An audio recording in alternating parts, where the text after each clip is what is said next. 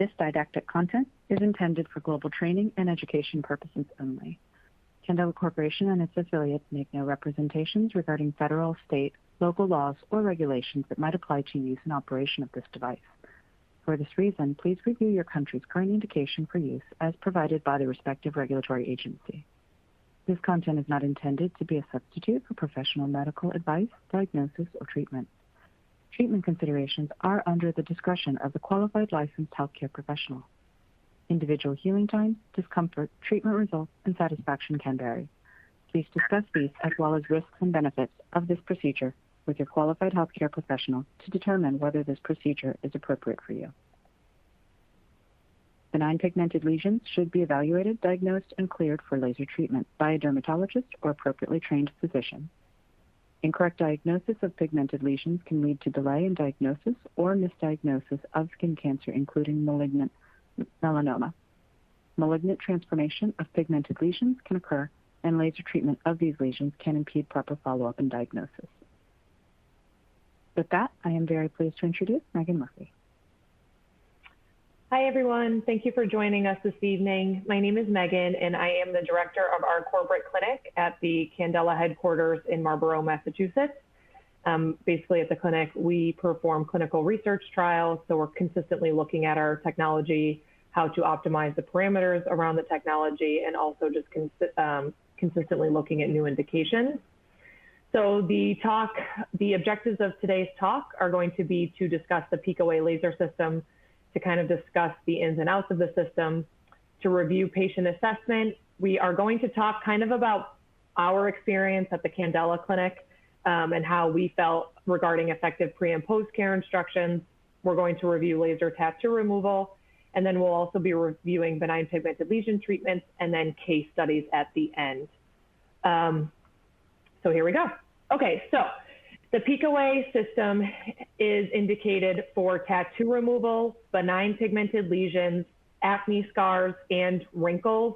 And so if you look at the tattoo removal in that ink color section, the ink colors are aligned with the handpieces that they're approved to use with. And so for red, yellow, orange, blue, and green, the practitioner is encouraged to use the 532 nanometer wavelength and or the 730 nanometer wavelength, and it is approved in Fitzpatrick skin types 1 through 3 or 2 through 4. One thing, and we'll get into this later, is you want to be careful with your 532 nanometer wavelength. The 532 nanometer wavelength is highly absorbed by melanin. Again, we'll get into that later, but just be cognizant of that when you're using that wavelength. And then blue and green tattooing colors are indicated with the 785 handpiece. Black, brown, green, blue, and purple are indicated with the 1064 nanometer wavelength. Benign pigmented lesions is every handpiece on the system. So you can use any handpiece on the system for benign pigmented lesions. Just remember, if your lesion is epidermal in nature, you're going to want to use something that is probably not the 1064 nanometer wavelength just because of the absorption spectrum. And then acne scars is your PicoWay Resolve 1064 nanometers, approved in skin types 2 through 5. And then your wrinkles are PicoWay Resolve 532 nanometers and 1064 nanometers, and that is indicated for Fitzpatrick skin types 1 through 4. So one thing that's really important to remember with the PicoWay platform is that it uses a photoacoustic pulse duration. So when we're talking about photoacoustic, we're basically delivering energy in a way that relies less on heat and more on causing the shattering of particles. So because the picosecond is on the tissue for such a short amount of time, it delivers energy into the tissue and it's able to actually shatter what's in its path. So especially with tattoo ink, you'll see that you're actually able to fragment the tattoo ink. Whereas with something like our GenOMax Pro, that's a photothermal laser. So with your photothermal laser, you're on the tissue for longer. So you're relying completely on heat to cause its effect within the tissue. So one thing that's really important to remember with the PicoWay platform is because it is photoacoustic, there's going to be less heat spread to the adjacent tissue. And so you can find that you can use your PicoWay platform for a variety of indications. And it is always going to be one of the platforms that is less risk adverse and darker skin types because of the fact that it's not relying solely on heat for its effect within tissue. So the wavelengths that are available on the system, remember that your wavelengths are measured in nanometers. You have your 1064 nanometer wavelength, you have your 532 nanometer wavelength, you have your 730 nanometer wavelength, and then you have your 785 nanometer wavelength. Now, something that's important to remember is your 730 nanometer wavelength and your 785 nanometer wavelength are going to be, they're the last wavelengths that we added onto the platform. So those are actually in its own separate handpiece, and the handpiece is actually responsible for producing that wavelength. And so the pulse duration, unlike our other systems, your pulse duration is set by the wavelength you're using. So on the 1064, it's 450 picoseconds. On the 532, it's 375 picoseconds. On the 785, it's 300 picoseconds. And on the 730, it's 250 picoseconds.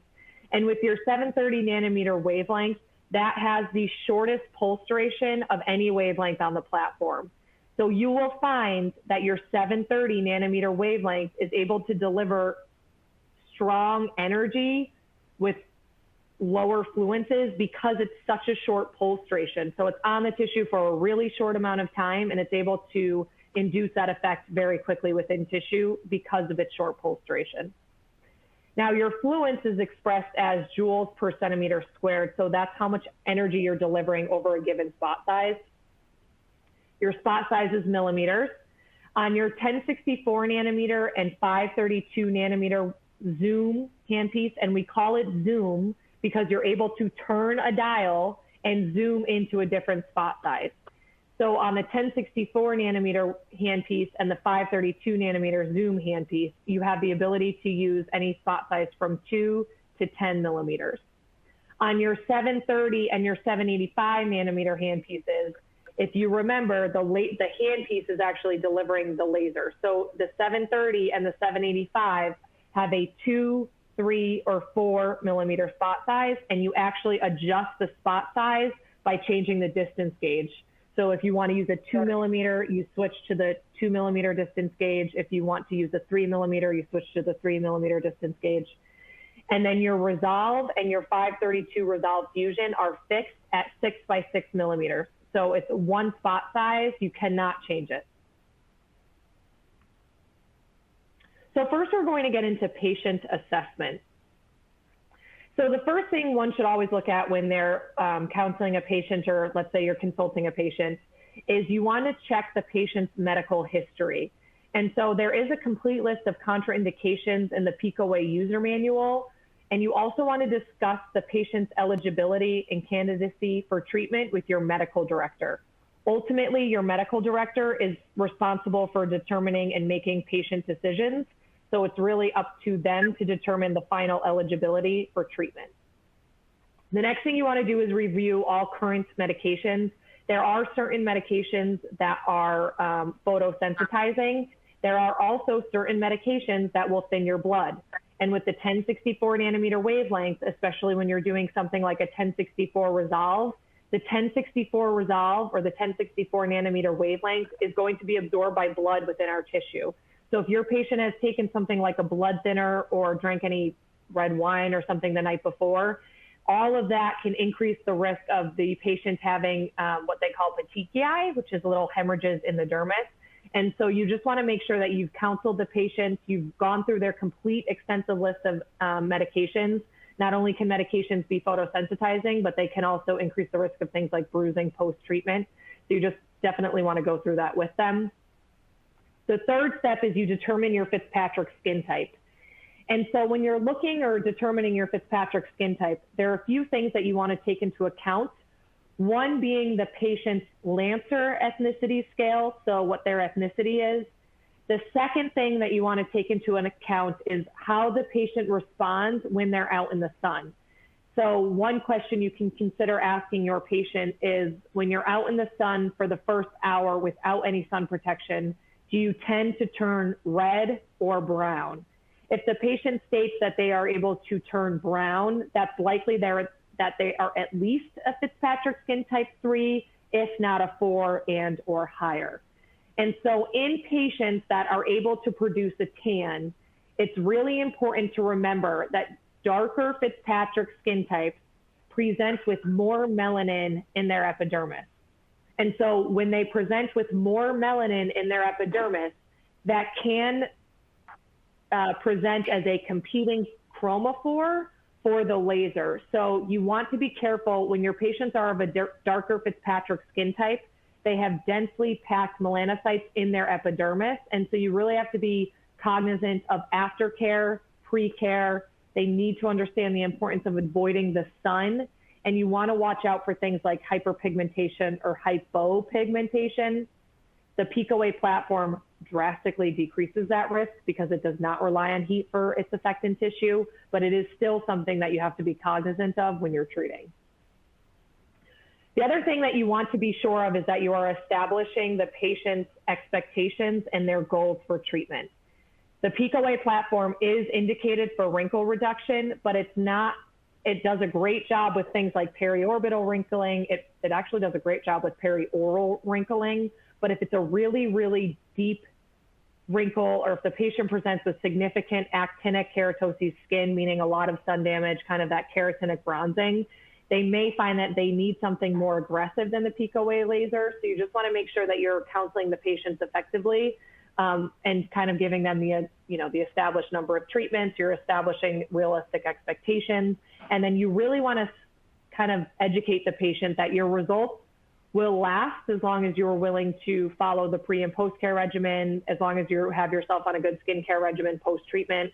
And then, how willing are you to really avoid the sun? This is kind of a lifestyle change if you're looking for things like pigment, right? Because pigment will come back if you keep going back out in the sun.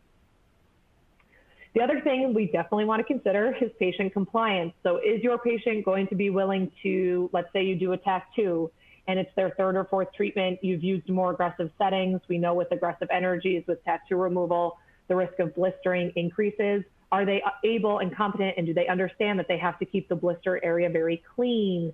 They have to wash the area twice a day. They have to keep it covered and hydrated. All of these things are really important, and we'll get into that later, but just make sure that they understand that they also have some accountability on their end in maintaining their results and giving the best results possible. You want to identify a treatment plan. So for tattoo removal, if it's a professional tattoo, you're going to see them for about 2 to 4 years, depending on where the tattoo is, how deep the ink is, how old the tattoo is it a cover up? So just make sure that you counsel them on that. And then the biggest thing that I found in our clinic is the informed consent and post-care instructions. I find that if I don't have very in-depth or very clear, concise post-care instructions, it decreases the risk of the patient complying post-treatment. So everyone, when they leave our clinic, they have a printout, and then I end up actually writing over the printout with steps on how to follow the post-care regimen. And then I also make sure that they understand like what phone number to call if they have any questions or concerns. You definitely want to make sure that the patient understands what the treatment entails, what the post-care entails, and then who they can reach out to if they have any questions. So this is kind of an example of what we give our patients for post-care instructions. Tattoo removal has been pretty good. We had one patient who definitely had more of an aggressive reaction on their leg, and they weren't keeping it covered, and they were actually, outside in the sun and kind of doing intense labor. So just make sure, again, that they understand the importance of post-care. And if you need to go back in and hand write out the post-care for them to understand better, that's fine too. So there are things that the practitioner wants to consider pre-treatment. One is patients should avoid sun exposure for a minimum of 2 weeks prior to treatment. So if your patient goes out in the sun, whenever we go out in the sun, when our body is exposed to UV sun exposure, our melanocytes increase, right? So our melanocyte production increases and the density of the melanocyte increases drastically. So if you have gone out in the sun recently and then you go in for like a PicoWay benign pigmented lesion treatment, let's just say, the wavelength of choice is typically not able to differentiate between the aggravated melanocytes in the epidermis and or the uneven brown spot in the skin that you're trying to target. So you really have to counsel the patient, they really have to avoid the sun for a minimum of 2 weeks pre-treatment, ideally a month. They have to be willing to stay out of the sun for 2 weeks post-treatment. If they want longevity of results, that's going to entail them avoiding the sun, wearing things like rash guards if the treatment has been off the face, things like that. Now, the 532 nanometer wavelength is going to be the most absorbed by melanin. So you have your 532 nanometer wavelength, your 730 nanometer wavelength, your 785 nanometer wavelength, and then you have your 1064 nanometer wavelength. Remember that the shorter the wavelength, the more absorbed it is by melanin. So your 532 is going to be much more absorbed by melanin than your 730, your 785, and then consequently your 1064. So we kind of went over this already, but the other thing to remember that with a darker Fitzpatrick skin type presents with highly melanized epidermises. And so when they go in the sun, right, their melanocyte density increases just like everyone else's. But remember that they started with a more densely packed melanocyte epidermis than a Fitzpatrick skin type 2, let's say.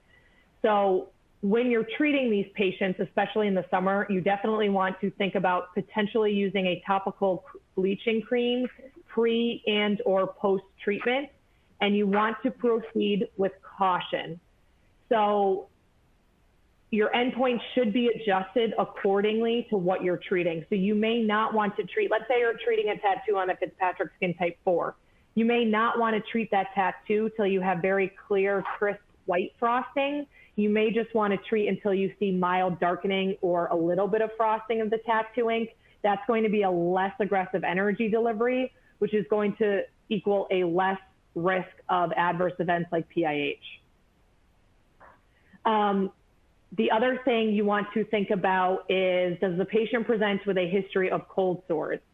If the patient presents with a history of cold sores and you're treating the face, any laser can actually stimulate that breakout. So you want to make sure that the patient has been on a prophylactic antiviral cream pre-treatment. This is up to the discretion of your medical director. But in our clinic, we have the patient take 1 tablet the night before treatment and 1 tablet the morning of, and then they continue that for seven days total post-treatment. So it's really important because you don't want to have like a herpetic outbreak post-laser treatment.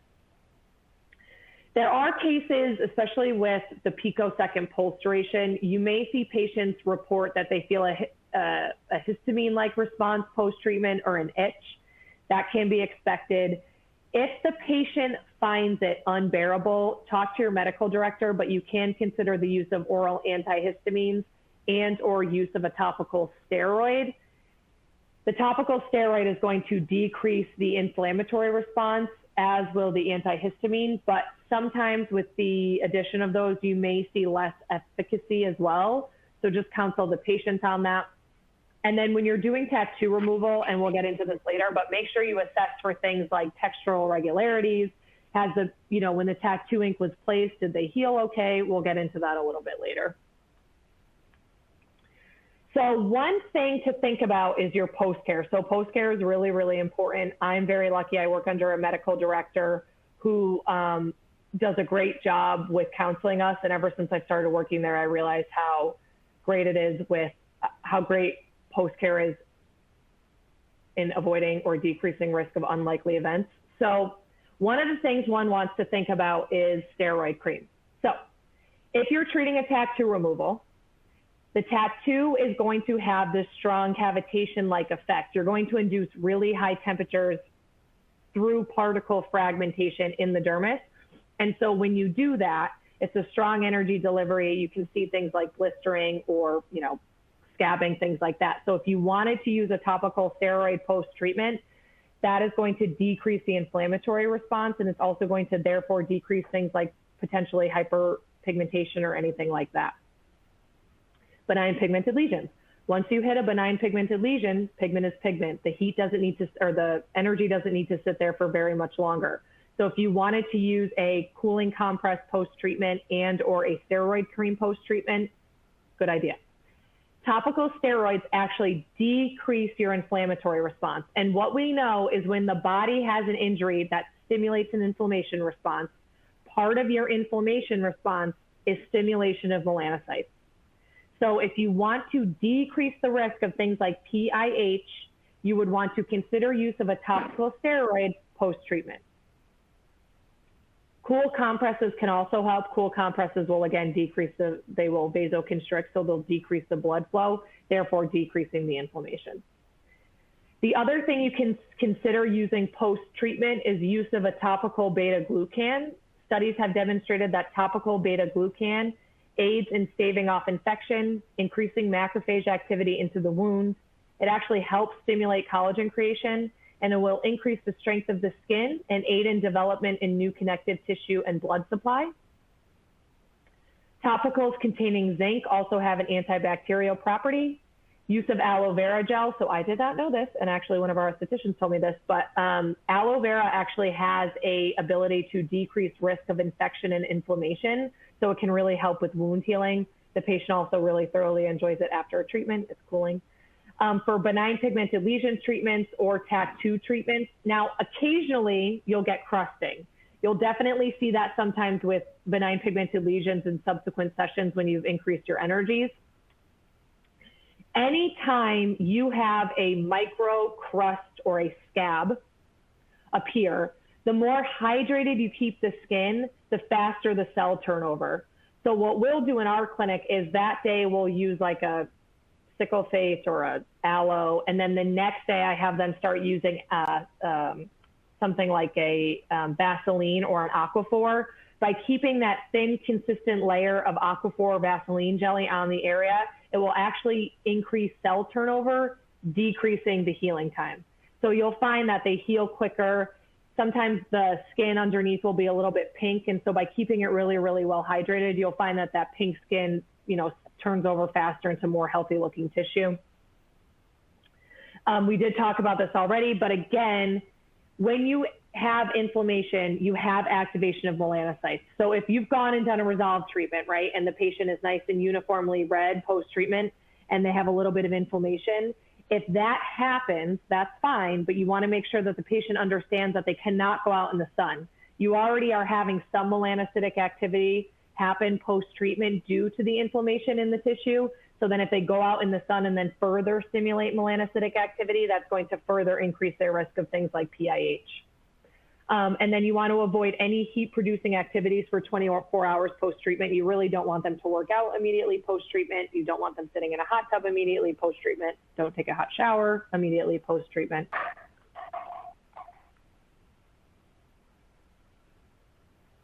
Okay, so I have a question here. Does dermal pigmentation respond to PicoWay? If yes, then how to go about and which handpiece to use in Fitzpatrick skin type 3 or 4? So this is a great question. So one thing to think about is, yes, dermal pigment can respond to PicoWay, but it is very important that the lesion is diagnosed effectively pre-treatment. Is it a melasma? Is it a nevus of Oda? Is it a nevus of Ido? So you have to get all of that looked at, and you really should have a dermatologist look at that lesion prior to treatment just to make sure that it is nothing that could be considered dangerous to treat. So if you're going to treat something like a dermal pigmented lesion, it's really important to remember that you have to use a wavelength that penetrates into the dermis. So something like a 1064 nanometer wavelength is going to penetrate into the dermis. Something like a 730 is going to penetrate into the dermis. So either of those wavelengths can be used. Typically, I would recommend starting with a 1064 nanometer wavelength, test spotting, making sure you're cooling the skin post, that you've got them on a good skincare regimen. They understand the importance of using things like SPF. And then if, let's say at the second or third session, you feel like you've kind of plateaued with your results, then consider switching over to the 730 or the 785. Okay.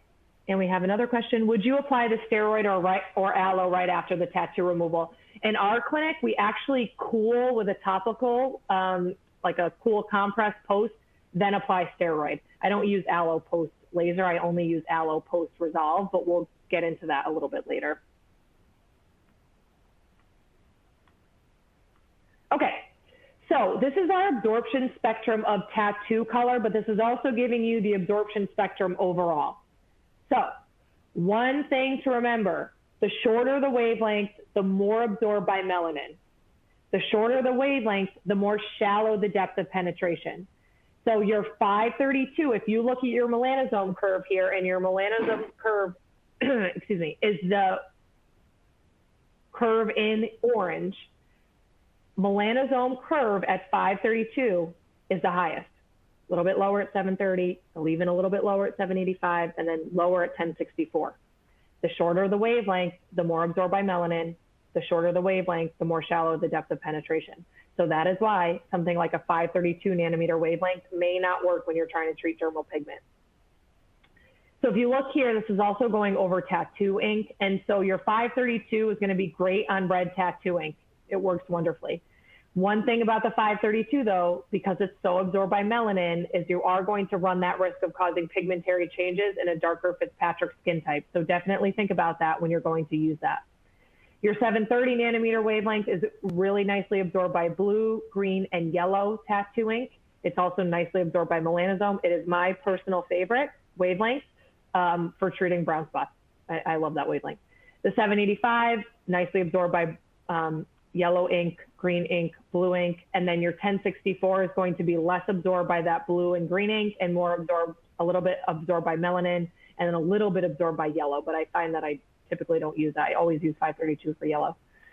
So this is kind of going over the absorption spectrum. And so your absorption spectrum is really important because it's going to tell you what, so let's say Sam comes into your clinic and she has a black tattoo. Well, the likelihood of hitting that black tattoo with the 1064, that's kind of where you want to be at. And then let's say Sam comes into your clinic again and now she has a red tattoo. You want to make sure that the wavelength you are using is able to be absorbed by the tattoo ink. So if you're treating a red tattoo, you probably don't want to use a YAG wavelength because the absorption into the red ink goes down drastically. So when you're doing tattoo removal, you always start with a low recommended fluence, but start with a large spot size. The larger the spot size, the deeper the depth of penetration into the tissue. Laser beams are comprised of photons, and these photons are these little packets of light that travel in the laser beam. With smaller spot sizes, the photons have a higher likelihood of scattering outside of that laser beam. So using a large spot size enables the photons to stay within that spot size, and it equals a better depth of penetration, and it will decrease the risk of scattering within the tissue. So the one thing you want to do is you want to start with a test spot. You start with a large spot and then you test spot. You want to see frosting or whitening of the skin, but be a little bit cautious. When you're treating your Fitzpatrick skin type 4, 5, and 6, instead of seeing frosting, you may want to see like a light gray or a slight darkening. You don't necessarily want to see a clear, crisp white frost. That may be too much for that skin type. And I have had one case of transient hypopigmentation, and I definitely think I just treated a little bit too strongly on that Fitzpatrick skin type. The other thing to note, so the way tattoo removal works, the energy is absorbed by the tattoo ink. The energy induces a cavitation effect, which fragments that tattoo particle up into little baby tattoo inks. That tattoo ink, once it's broken up, filters its way out of the body through your lymphatic system. Then the tattoo ink has to re-aggregate into these little clusters of ink.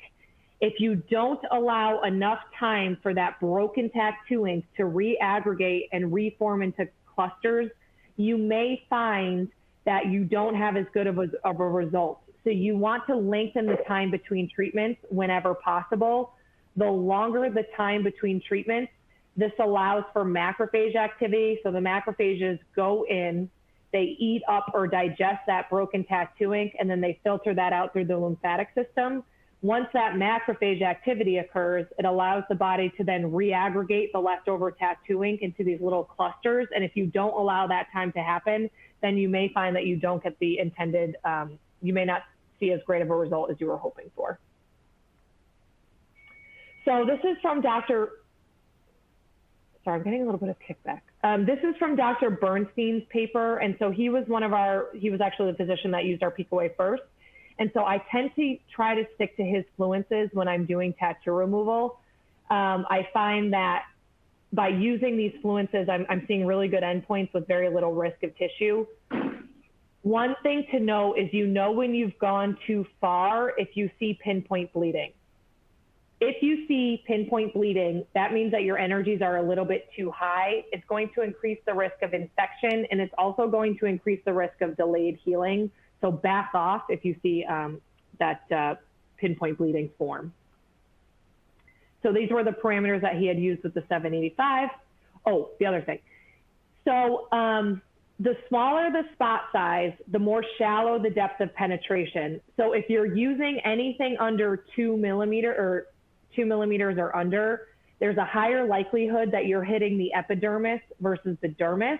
So be a little bit cautious with your 2 millimeter. I really try to avoid that 2 millimeter spot size as much as I can in practice. I only use it when I'm not getting an endpoint, and I will do it with caution.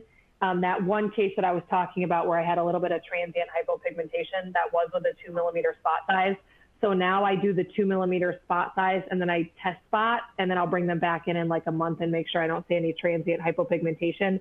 Definitely don't use the 2 millimeter. If you can, avoid that completely during the summer, because most people have inadvertent sun exposure regardless of the treatment area. And so that's where you can run the risk again of that hypopigmentation post-treatment. And then this is your 730. Okay, so for further treatment, I encourage everyone to use the the Candela portal. We have a lot of informational videos on there. Our show pad is really great. And then you also want to look at the PicoWay operator's manual. The operator's manual pretty much tells you everything you need to know. So please read that when you're using any of our systems. They're a great resource, and they are very, very informative. And then your quick recommended guidelines, you want to review those as well. So the first step is you review your patient's medical history. You make sure that they are an eligible candidate with the guidance of your medical director. You review pre and post care instructions.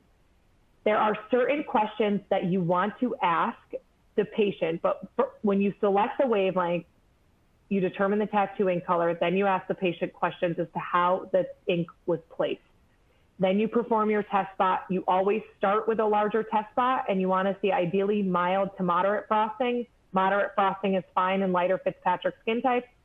Oh, moderate frosting is fine in lighter Fitzpatrick patient skin types. But the other thing to note is frosting is okay. Just remember, the further down the body you go, the less, the slower the cell turnover. So really aggressive frosting on like the ankle, maybe not a great idea, or the foot. Those are both highly prone to scarring because it takes a while for it to heal in that area. And then on, like, let's say the foot, you're constantly getting friction on the foot, right, because of your footwear. So you may not want to aggressively frost in those areas.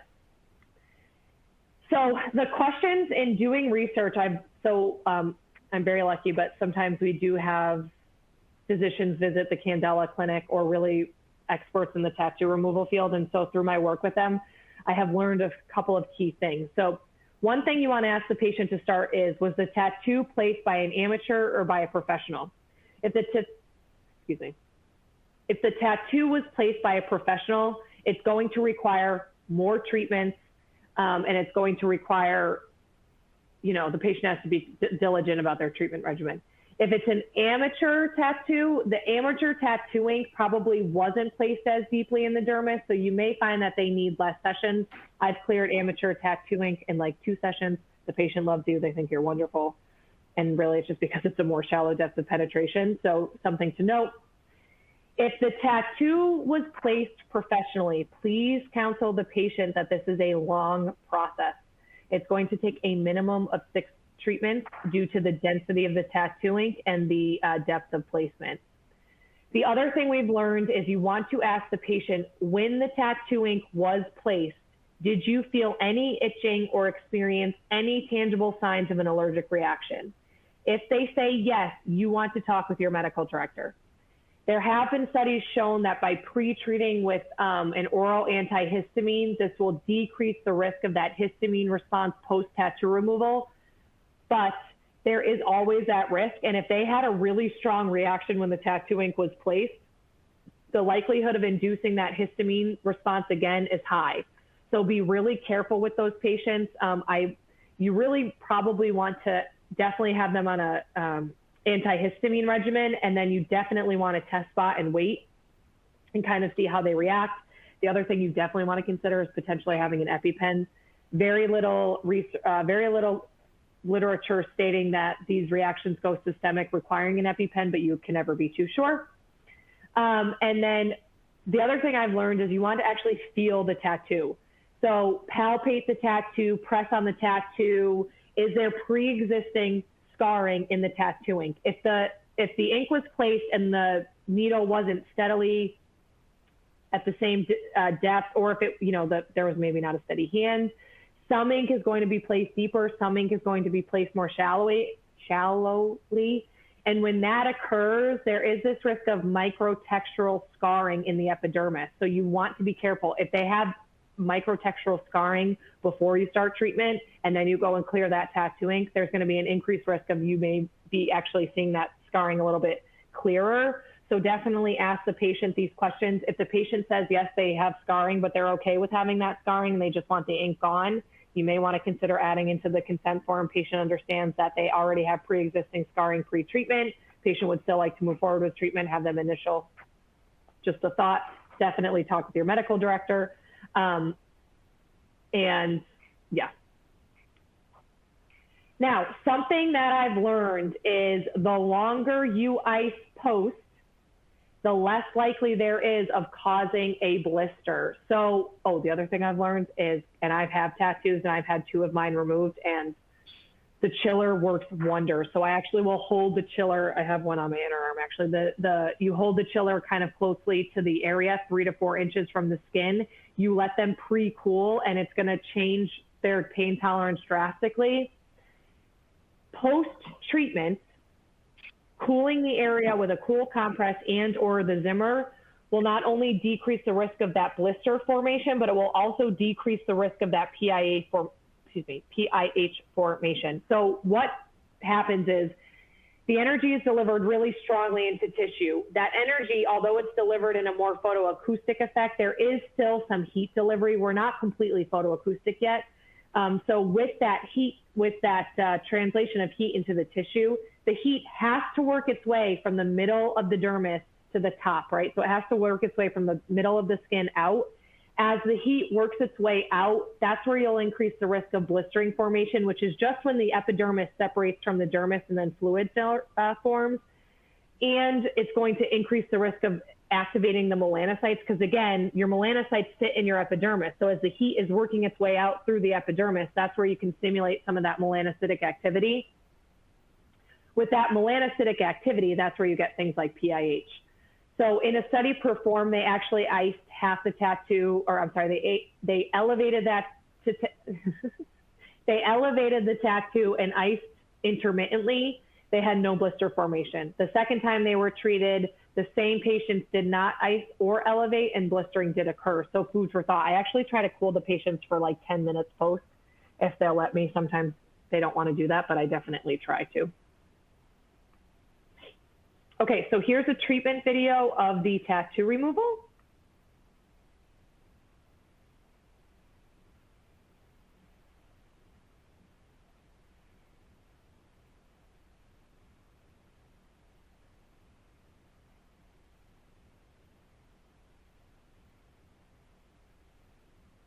So you can see here, we're looking for a little bit of a frosting response. The bottom of the green flag had a little bit more frosting than the top, but we are looking for that kind of reaction. And you definitely want to see some frosting. Now this is a lighter Fitzpatrick skin type, right? He's a Fitzpatrick skin type 3, so it's okay to frost him. It's in a highly vascularized area. There's a good blood flow there. That means there's a lot of oxygen and nutrients into the tissue.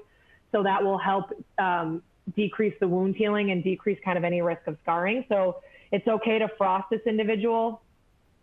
And you can see here now we're treating the black ink, so we're using the Zoom 1064 nanometer wavelength, and we have a decent frost there as well.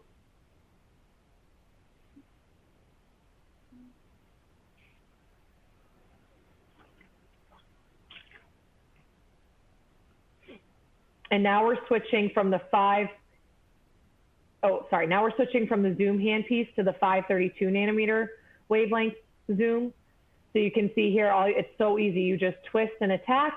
And that's honestly one of the things I love about the PicoWay is it's, you know, very easy to rotate handpieces. And then we're going to test spot with our 532 wavelength. Now remember, your 532 wavelength is highly absorbed by both blood and melanin. And you will find with red tattoo ink, you can kind of cause these blood-filled blistering. It happens quite frequently. So if you're worried about that, or if the patient would really like to avoid that, use lower fluences that don't induce a strong frosting that will decrease the risk of the blistering post. And you definitely want to cool these patients post. We did use a little bit of an aggressive energy delivery with this patient because it was his 4th appointment.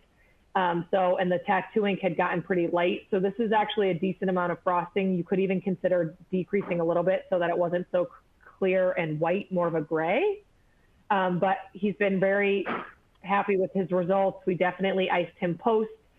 What we do at our clinic is we apply a topical steroid post, and then we use a non-stick dressing, and we have them keep the non-stick dressing on until the crusting and or blistering has completely dissipated. So we kind of went over this already, but in cases where you have bleeding, scabbing,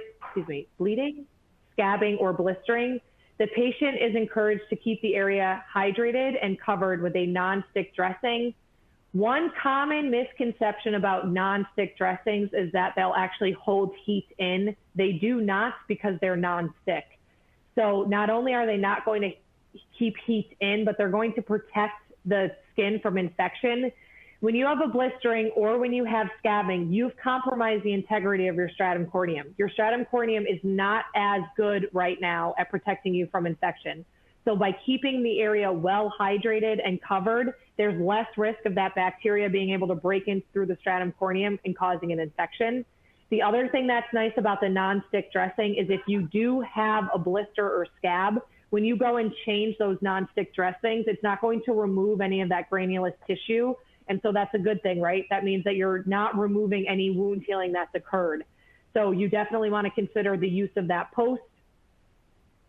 And we love Aquaphor at our clinic. We would bathe in Aquaphor if we could. So we use Aquaphor 8 hours post-treatment. Once that heat is totally out of the skin, we use an Aquaphor with a non-stick dressing over. And every time I've used Aquaphor, I find that my skin heals quite nicely. Oh, you can use topical antibiotic ointment post, but interestingly enough, with any antibiotic, the more you use antibiotics, the more likely you are to develop resistance to that antibiotic. So be really careful with that in patients. You definitely don't want to use antibiotics for prolonged periods of time. And if you are going to use an antibiotic for prolonged periods of time, consider rotating them like every 2 weeks, so that decreases the risk of sensitization and resistance. Oh, keep the area really clean too. That's important. So here, so this patient came to the clinic. This tattoo was pretty old. So we counseled her. We told her that she was going to need 8 to 12, up to 12 sessions, approximately every 8 to 12 weeks. But one thing that's really important to remember with circumferential tattoos, so if they cover the entire limb, when you do that, if you go and treat and you induce a really strong erythema, there is a risk of restricting blood supply to very important areas. So we don't do full circumferential tattoos. We'll only treat half at a time, and then we wait at least 2 weeks in between for all of that erythema to clear before we treat again. So you can see here, these were the settings that we used. We used 1064 at the first session, and I didn't go right up to 2 joules because with the ankle tattoo, again, the wound healing on that area, it's a slow cell turnover. The blood takes a while to get down to the ankle. You're not going to find that it heals as nicely as other areas. So you don't want to treat to clear, crisp frosting.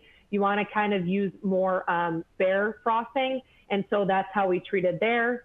And that's kind of our settings. You can see here at the, oh, I'm sorry. Oh, yeah, okay. Okay, sorry. The second columns are supposed to say treatment 2. Now, here is another patient, and I learned a lesson with this patient. So this patient presented with a red tattoo and a black tattoo, and the red tattoo ink is really prone to hyperpigmentation or hypopigmentation. So the patient was not as consistent with avoiding sun exposure as I would have hoped.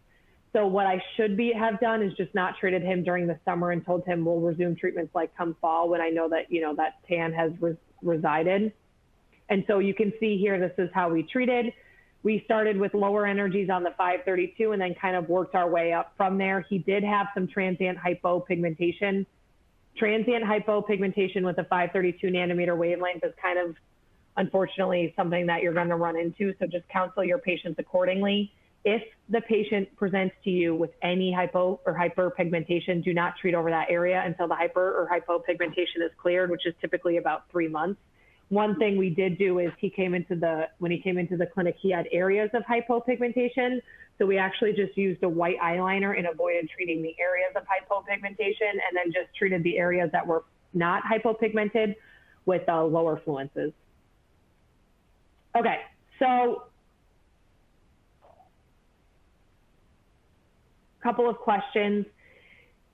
If we treat moles, do not treat moles if they're raised and you have not had that mole evaluated by a dermatologist pre-treatment. There's a risk that those lesions are precancerous cells, so we do not recommend treating unless you're under the guidance of a dermatologist. I just completely avoid it. If they have a keloid scar, so what if they have a keloid scar in the tattoo? If they have a keloid scar in the tattoo, there is a risk that you're going to make the keloid scar more pronounced and or thicker. So counsel the patient on that. If the patient presents with a keloid scar, you may want to use something like a keloid injection, maybe do the tattoo treatment, bring them back in 2 to 3 weeks and inject some intralesional steroid into that area. That can help. But again, anytime they present with a keloid tattoo, you're at increased risk of actually producing a keloid. If the patient has keloid tattoo or they have a propensity to develop a keloid tattoo, a laser can also induce a keloid tattoo. So it may not be worth it. That's really a judgment call on your end, but it is kind of risky. So when you progressed far into a patient's treatment, how do you go about increasing the fluence without causing pinpoint bleeding? Sometimes you can't do that, and I'd be okay with pinpoint bleeding if it was on an area that had a nice blood flow and was able to heal effectively. So like here or here, I wouldn't want to do pinpoint bleeding on the lower limbs. So I would not treat until pinpoint bleeding, and I would just tell them they may need subsequent sessions. The other thing you could consider doing is doing double passing. So you could treat till mild to moderate frosting, cool the area, wait a couple of minutes, and then treat again. So instead of treating to pinpoint bleeding, you're just doing double passing. Okay, guys, we still have to get into the rest of the PowerPoint, so I'm going to try to keep going, and then I'll get to questions at the end. So we're going to get into Resolve and Resolve Fusion. So the 532 Resolve Fusion, when we're talking about our Resolve handpieces, those handpieces take the full beam and break up the full beam into 100 micro beams. So it's delivering energy in micro beams versus one full beam. So the standard Resolve handpieces break the laser beam into 100 micro beams. If you look here though, the Resolve Fusion handpiece takes your energy, breaks the energy into 100 micro beams, so like little beams, but around those beams are little donuts of energy. So when you're doing the donuts of energy around it, the donuts actually increase your coverage. And so when we're talking about coverage, we're talking about increasing our, I'm sorry, my allergies. When we're talking about increasing our coverage, we're talking that we're damaging more tissue in a given pulse. And so when do we want to do that? When we're doing pigment. Nobody wants their brown spot treated, and nobody wants little cores of their brown spot still intact. So when we designed the Resolve Fusion, our wonderful research and development team actually worked with some of our KOLs in APAC or Asia Pacific. And the reason they came up with the Fusion 532 handpiece was because they wanted to be able to treat darker skin types in a split beam energy delivery pattern, because they feel as though when they treat darker skin types by inducing columns of damage versus full beams, they feel as though it's a less aggressive energy delivery. So with the Resolve Fusion, it takes 100 microbeams and then it adds a donut of energy delivery around those microbeams. And so what you'll find is that you're much better able to target pigment. So the Resolve Fusion you can see here, it's a little bit hard to see, but you can see here that it takes the energy, delivers the energy into cores with donuts around it. And so those donuts have increased coverage per pulse. So you have 50% more coverage in the Resolve Fusion than you have in your standard Resolve. So coverage is defined as the area of skin treated. Higher coverages will increase the amount of tissue treated. With Resolve Fusion 532, the coverage per pulse covers 50% of the surface area. So you will find that it's taking the energy delivery, splitting it between the core and the donut. So you're getting 50% of energy in the core and 50% in the ring around it. When you're delivering the energy in these microbeam energy deliveries, you're causing columns of tissue damage. When you're treating areas of pigmentation by affecting columns of tissue at a time, this allows the practitioner to leave areas of spared tissue or spared melanocytes, decreasing the risk of pigmentary changes. So again, when you're treating these patients, you're leaving some undamaged tissue, which allows for a faster wound healing time and less risk of PIH to the patient. So how do we know when to use the Fusion 532 handpiece? And so my answer to that is, what does the patient present with? Does the patient present with diffuse pigment? Is it décolleté with a lot of brown spots? Is it a full face with a lot of brown spots? If that is the case, if the pigment is spread out and it has, many components to it, consider using the 532 handpiece. The 532 Resolve Fusion is going to be best on epidermal diffuse pigment. Any patient anywhere is going to benefit from Resolve Fusion if the pigment is epidermal in nature, and if it is diffuse. They're also always, your picosecond pulse duration, it's on tissue for a really short amount of time. So your picosecond pulse duration is going to decrease the risk of things like heat spread to adjacent tissue. So it's going to decrease the risk of pigmentary changes. The thing about the picosecond pulse is because it's on the tissue for such a short amount of time, it's able to target the melanosomes in the brown spots very nicely, with very little risk of heat spread to the adjacent tissue. If your patient presents with both pigment and wrinkling, consider using the Fusion 532 followed by the 1064 Resolve. Okay, so this is my patient. She came to the clinic, and when we do our pigment, we kind of consult them with our medical director, and then we also take a look at their Visia. And on the Visia, when you're looking closely, there is a little bit of a dermal component in this patient. So I was a little nervous treating her. So I only treated the sides of her cheeks where I didn't feel like there was a dermal component with the 532 Fusion. And you can see here, 1 month after one treatment, her results were like unbelievable. And so you can see here, I did the 532 Fusion first, and I did 0.20 at 3 hertz. I left my repetition rate really low because the patient is prone to, well, first of all, she has a very strong inflammatory response, so I didn't want to use a strong repetition rate because the strong repetition rate will increase the erythema post-treatment. So by using a slower repetition rate, this decreases that risk. And I wanted to use a lower fluence to start because I was a little worried that maybe some of that had a dermal component to it. So that's why I used lower fluences, lower repetition rate. And then I treated right over that with the Zoom 1064. So that's called the toning treatment.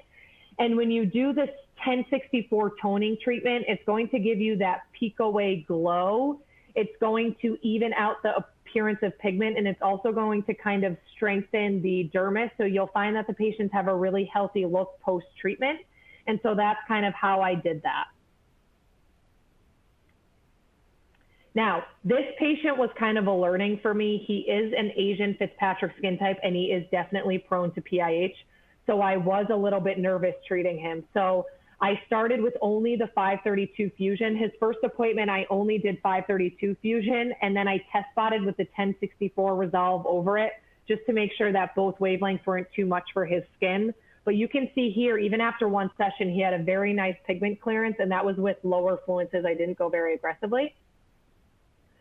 And then the other thing to think about is if you're going to treat individual lesions and you want to try to target that lesion more holistically with the beam splitter delivery, consider doing multiple passes over that lesion. So like if I had a brown spot here, right, I would use the 532 Resolve, 532 Fusion, and I would do multiple passes, but move the handpiece in little circles. By doing that, you're increasing the coverage per pulse. So you'll find that you're able to denature that brown spot more effectively. Okay, so now we're going to get into the PicoWay Resolve 1064. So the PicoWay Resolve uses a beam splitter.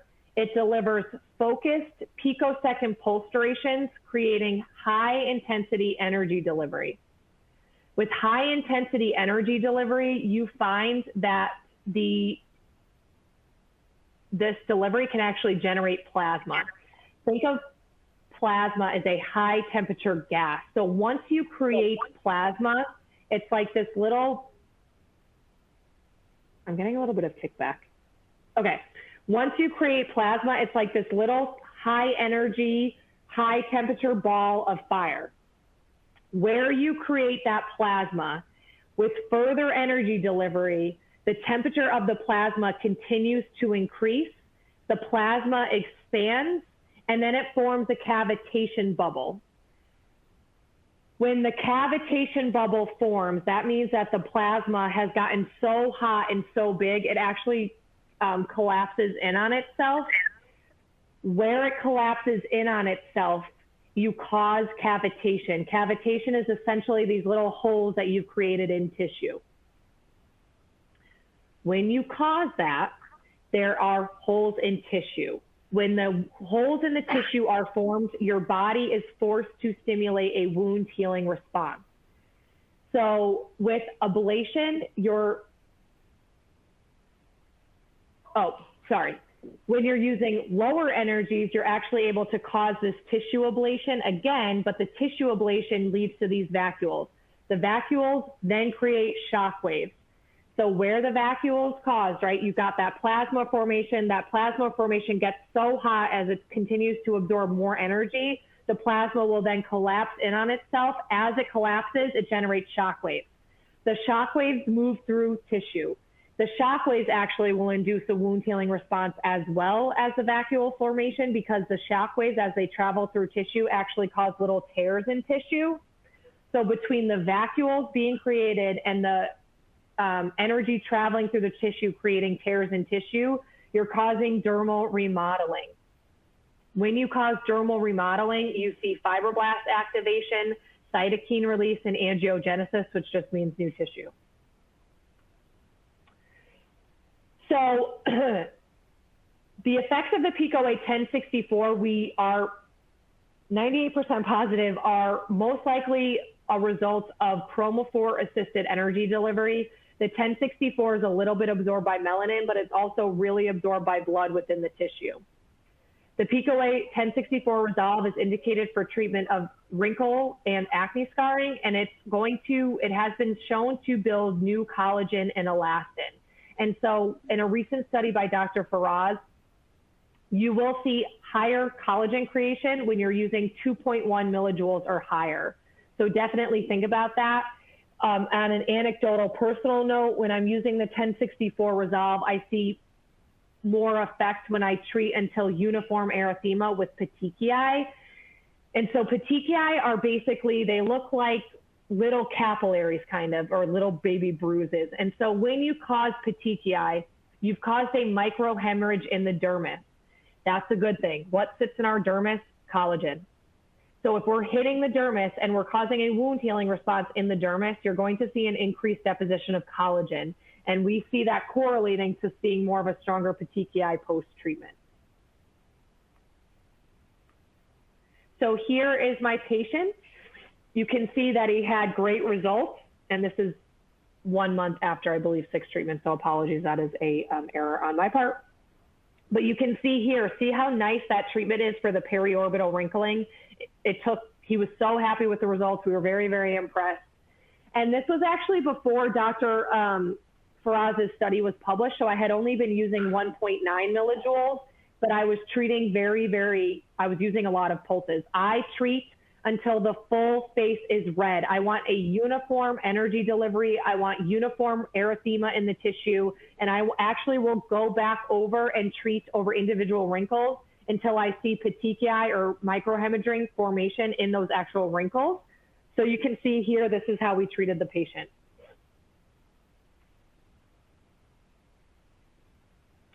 Okay, I'm going to try to answer some questions quickly. So if you are combining hand pieces to treat benign pigments in Fitzpatrick skin type 4, what is the correct order to use them in? We have all the hand pieces. So Michelle, it really depends on what you're treating. If it's a epidermal benign pigmented lesion, and if it's just like one, then I would start probably with my 730 nanometer hand piece. I would use this.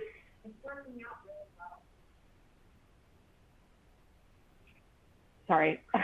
I would use the 730 nanometer handpiece, and I would treat till mild to moderate frosting, which I typically see with 4 millimeters at the highest setting or 3 millimeters at the middle to low setting. Then if it was diffuse pigment, I always use the 532 Fusion, and I would use like 0.2 to 0.25, and I always do a minimum of 4 passes. I find that with the microbeam energy delivery, when you're delivering it in those microbeams of damage, if you don't do at least 4 passes, your coverage isn't very good. So that's how I would treat. If it was dermal pigment, I would use the 1064 full beam, and I would do like a 7 millimeters, 1 joule. And then it's not that I wouldn't necessarily combine, but I would do so. I would start the patient by using only 1 handpiece or wavelength at a time, and then I would test spot over those areas with another handpiece. I really like to go after the dermal. So if it's like a brown spot, I really like to do the 730 first. If it's diffuse brown, I'll do 532 Fusion. And then I like to go over the area. I really like doing that pico toning, which is when you use your 1064 zoom. You find that it gives this really nice lightening effect to the tissue, and it just kind of brightens the tissue. The patients love it, so do I. So that's kind of how I would treat that. So you can see here, this patient was, had really not a whole lot going on. She just really wanted kind of a preventative maintenance treatment, and she wanted a glow to her tissue, but she did not want a lot of downtime. She did not want a lot of downtime. And she was so happy with the results. So you can see here that these are the energies that I use. She actually did have a brown spot. It's not super visible on that photo, but she did have a brown spot. So I actually treated those first. I cleared those. So then I went over with the 1064 Resolve. And then after her 3rd appointment, the brown spot had completely healed. So I just started using 1064 Resolve. And you can see these are the energies that I use. I actually would have liked to go higher than 2.3 on that patient, but she didn't really want me to. She did not want any downtime. So that's kind of why I hovered at those fluences. Hi, Mariella. So any settings for periocular hyperpigmentation? Yes. So you want to drop in the intraocular shields, and you want to use the 1064 Zoom handpiece, 7 millimeters, 1 joule, 1 to 2 passes, cool in between. Hi, Jamie. Does the 1064 nanometer vacuoles result in skin tightening contraction? Yes. So be careful when you say things like, or just in general, skin tightening. We do not have an indication for skin tightening. And when the skin gets really lax, I don't think that this is the method of choice for that. This is really going to be preventative and or for that mild to moderate wrinkling. So yes, if you use the 1064 Resolve, the 1064 Resolve is going to give you the highest likelihood of collagen stimulation. So yes, if you want to go after wrinkling or induce collagen formation, you want to use the 1064 Resolve or the 532 Resolve. We did do a comparison in the clinic with 532 Resolve versus 1064 Resolve, and I didn't feel like the 532 Resolve warranted that much of an improvement over the 1064 Resolve.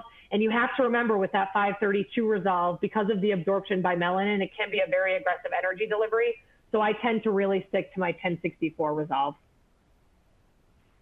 For the, no, Monica. So for the Asian skin, is the 530 for pigmentation, is 532 better than 785? No.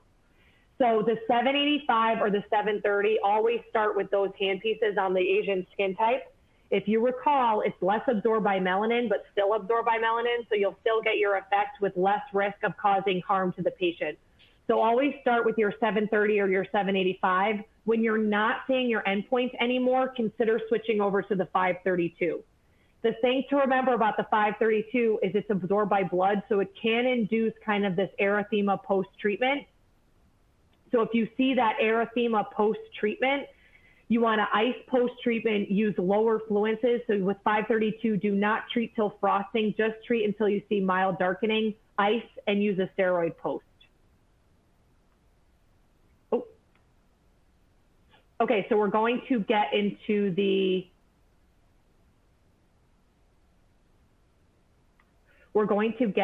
video now. So this is a Resolve Fusion video, and it's going to start playing right now.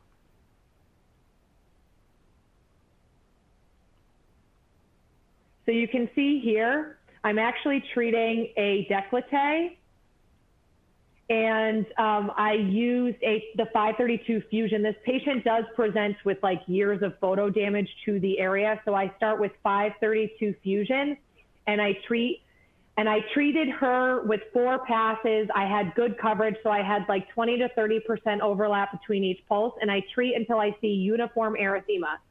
Then I go back over the area, and I treat until I'll do like multiple passes over some of those more defined brown spots so that I increase the coverage over those actual brown spots.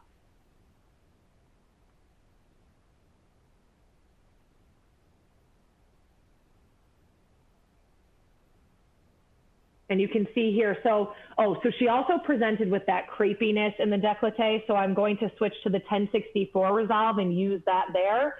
And I will say, the patient was very happy with her results, and she went to a wedding, and her sister said that she cannot believe how good her chest looked. So everyone go ahead and start recruiting for those patients right now.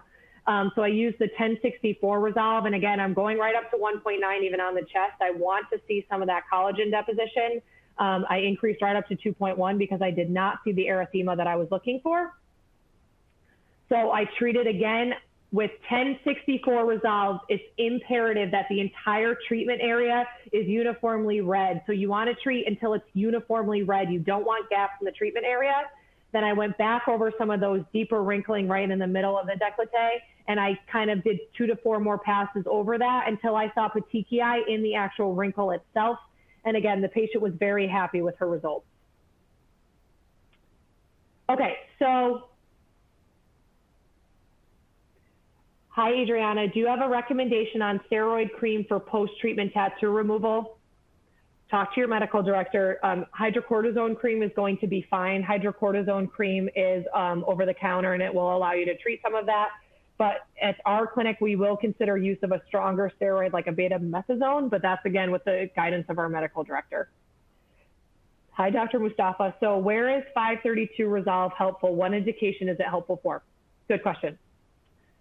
532 Resolve is going to be good with collagen stimulation. So in a lighter Fitzpatrick skin type, you may want to consider use of the 532 Resolve in combination with the 1064 Resolve. Both have the ability to create collagen within tissue. One thing that's a little bit interesting, and if you think about this with the 532 Resolve, the 532 Resolve is more absorbed by melanin than the 1064 Resolve. So you may find in your Fitzpatrick skin types 1 through 3, they present with just enough melanin to create a shockwave effect, but not enough to delay the depth of penetration.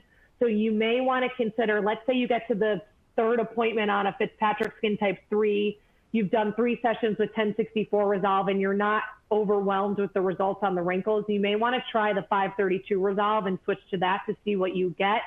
Otherwise, we tend to not use the 532 Resolve a ton in our practice, but I would consider using it in the, I would consider using it in wrinkle reduction. The other thing I would consider is for pigment off face. The 532 Fusion can be a little bit aggressive because it's got increased coverage. So if you're doing arms, you may not want to use 532 Fusion. You may want to try to use 532 Resolve. It doesn't have as much coverage per pulse, so you may find you need more sessions, but because it doesn't have as much coverage, it's not as aggressive to tissue. Okay, so here's another Fitzpatrick skin type. She's a Fitzpatrick skin type 4. She definitely presents with a dermal component on her forehead. I was a little bit nervous to treat her, but you can see here she had amazing results. She's so overwhelmed with her results. And the only reason that I actually did 6 treatments was because the patient is not super diligent with sun exposure. So she actually ended up getting increased sun exposure during the session. So in order to maintain her results, I did 6 treatments instead of just 3 to 4. But you can see here, the brightening effect on her skin is amazing. And you can see this is kind of what I did. So I treated with the 532 Fusion. I did not use the Zoom handpiece, the 785 or 730, because the study really was more about combining the 532 Fusion with the 1064 wavelength. So I used the 532 Fusion. I treated the right cheek, and I did 0.20 2 passes. Then I did the full cheeks with 0.20. I did the nose because she was really looking for a decrease in pore size on the nose. So I did the 1064 Resolve over her nose. Then at the second appointment, I did the same thing. I did the 532 Fusion. Then I did the 532 Fusion over her cheeks, lip, and chin. And then you can see here, I did the nose with the Resolve Fusion because she actually, when she came in for her second appointment, there was increased freckling on the nose due to sun exposure. So that's why I did that. And then you can see what I did. And then at the third appointment, I was finally like, okay, let me try this 1064 Zoom because I really want to see that brightening effect in her tissue. And so you can see that's what I did here, 2 passes. The reason I did not use the 532 Fusion on the patient's forehead is I really felt as though there was a dermal component on her forehead. When you look at the Vizia photos, there's a mask-like effect on her pigment, so I did not feel comfortable using the 532 Fusion on a darker Fitzpatrick skin type in someone that had the dermal component there.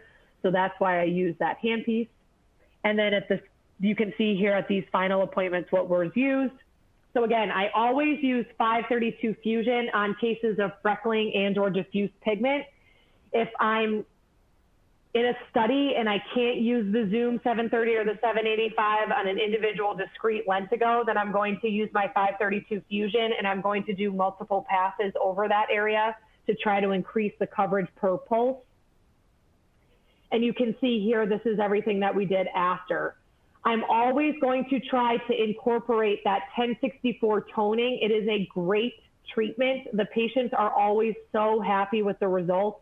And it is great in patients that are younger, that don't have that actinic bronzing of the skin, and they're able to stimulate a little bit of collagen from that, but you're also going to see this overall uniform toning of the skin, and they absolutely adore the effect. Most people feel like they don't need makeup anymore.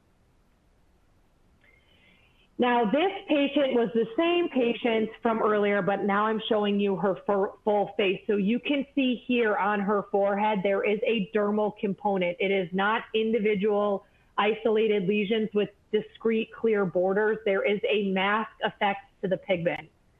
So what I did for her was I used Fusion on her cheeks only because I felt like on her cheeks there was not an underlying dermal component. She also did self-report darkening of pigment post-pregnancy. That's almost always an indication of melasma. So I used Fusion on the bilateral sides of the face, 532, 6x6. I did 2 passes at 0.50. I then went over the full face with the Zoom 1064 toning treatment, 1 joule, 2 passes. The second appointment, I did right cheek, upper lip, and chin with Fusion, 0.20. Then I did 532 Fusion over the bilateral cheeks. Then I did the full face with the 1064 Resolve. And then I did bilateral cheeks with the Fusion and then the Zoom. Now, the reason I did not incorporate the 1064 Resolve into this patient is only because I was worried that I would have, with that triple layering effect of all of the wavelengths, anytime you use more energy in a patient that's prone to dermal pigment, you're going to increase the likelihood of melasma exacerbation. She gets so red and so inflamed post-treatment, I did not feel comfortable using the 1064 Resolve on her on top of all of these other wavelengths. And her main concern was more that melasma pigment mask look over the wrinkling. So what I would do though in this case is at the second, if it was in the dead of winter, I would consider doing small test spots with the 1064 Resolve over those areas and cooling in between each. So I would 532 Fusion, cool. Then I would do 1064 full beam, cool. Then I would do 1064 Resolve and try to get some of that collagen stimulation. But I would only do that after I did a series of test spots. So thank you for your time and enjoy your night.